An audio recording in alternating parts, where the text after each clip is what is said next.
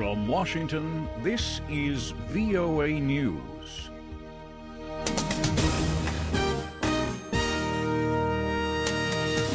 The new political party of France's new centrist President Emmanuel Macron is set for a landslide victory in parliamentary elections.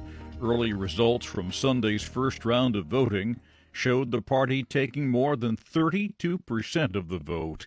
That would put the party within reach of an overwhelming majority in the National Assembly. It's key to give the current president a majority in the parliament. If otherwise, he won't be able to change France. And his bid is changing also people who are in politics. For me, the most important is changing the people who do politics.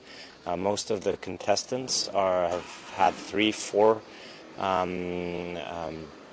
elections already behind them. They're disconnected to the reality of what we live on a day-by-day basis. So it's giving normal people power in our parliament. That's the most important.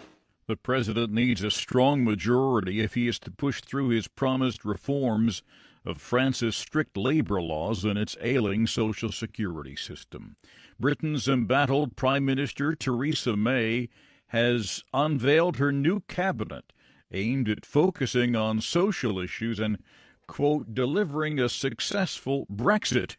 On Sunday, May said the new lineup brought in talent from across the whole of the Conservative Party. The Prime Minister shrugged off suggestions that her days at Downing Street are numbered. She was asked if she is now just a caretaker leader. She noted that I said during the election campaign that if elected, I would intend to serve a full term. She also said the government will be tackling issues such as the Brexit negotiations and such issues as education, dealing with the need for more housing and a proper mental health legislation that is going to support people, she said.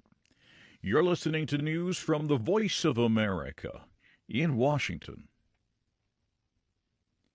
Voters in Kosovo chose members of parliament Sunday.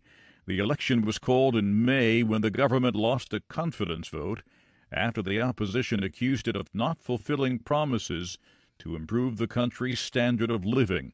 This voter isn't holding out hope that the election will result in an improved country. Honestly, I don't expect that much because previous governments didn't show that much for population.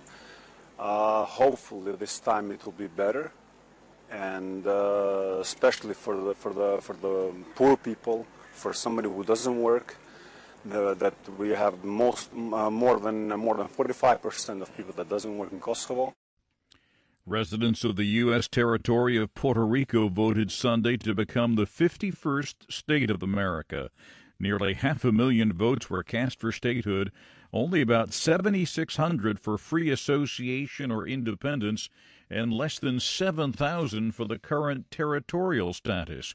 This is the fifth time the non-binding referendum has been put before the island's voters. In 2012, the island opted for statehood, but Congress, which is the ultimate arbiter of Puerto Rico's bid for statehood, never picked up the matter. The referendum coincided with the 100th anniversary of the United States granting American citizenship to Puerto Ricans, although they are still barred from voting in presidential elections and have only one congressional representative with limited voting powers. Italy's Environment Minister Gianluca Galletti says the United States and the rest of the G7 are far apart on the Paris Climate Accord and will remain so. Galletti is hosting another group of 7 environment ministers for 2 days of talks in Bologna. The other ministers expressed disappointment at President Trump's decision to pull the U.S. out of the climate agreement, which seeks to limit carbon emissions and reduce rising global temperatures. Trump calls the pact unfair to the U.S. He says it would hurt the economy while doing next to nothing to prevent global warming. His decision has been met with worldwide condemnation, including from within the United States itself. Hundreds of thousands of people marched in cities across the United States in pride and protest to celebrate and demand full rights for the LGBT community.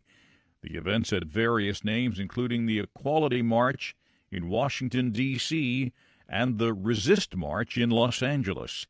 But full recognition of the rights for lesbians, gays, bisexuals, and transsexuals was at the center of the parades, speeches, and dancing in the streets.